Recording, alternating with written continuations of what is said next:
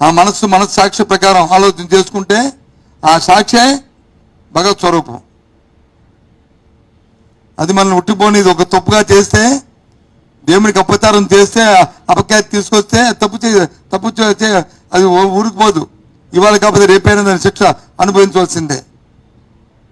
దయచేసి ఇంతటితో ఇది ఆపండి. మీకు చేతనైతే దాని మీద ఎంక్వైరీ చేయండి. మీకు చిత్తశుద్ధి ఉంటే ఎంక్వైరీ జరిపించండి. దాని మీద వాస్తవాలు తీసుకురండి. అప్పుడు మాట్లాడండి. అంతవరకు కూడా పత్రికలు కానీ పత్రికా అధిపతులు కానీ రిక్వెస్ట్ చేస్తున్నాను, రాజకీయ పార్టీలు రిక్వెస్ట్ చేస్తున్నాను, దీనికి ఇంతటితో పరిసమాప్తం పెట్టండి. పెట్టి ఎంక్వైరీ చేసి అప్పుడు వాస్తవాలతో శిక్షించండి. మీరు శిక్షించమైనా దేవుడు శిక్షిస్తాడు రేపు తప్పు అయితే. నాకు ఇది అర్థం అవట్లే. సాక్షాత్తు ముఖ్యమంత్రి వచ్చి ఆ మాట చెప్తారు, వారి తాలూకా ఈవో గారు వచ్చి ఇంకో మాట చెప్తారు.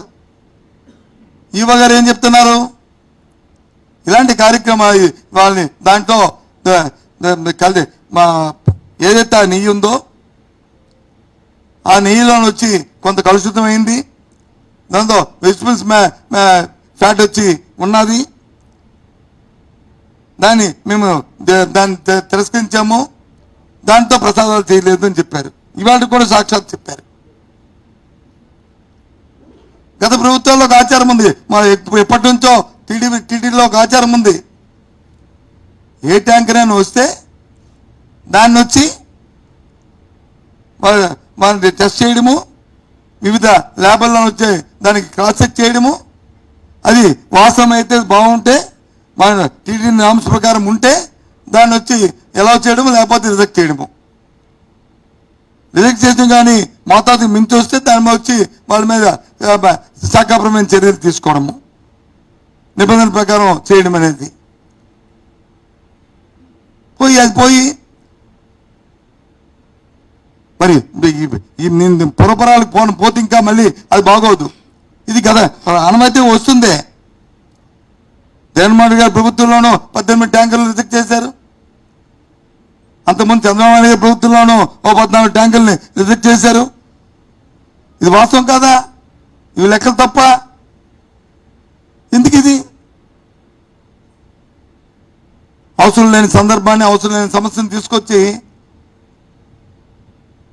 ఈ రకంగా ప్రజల మనోభావాలతోనే.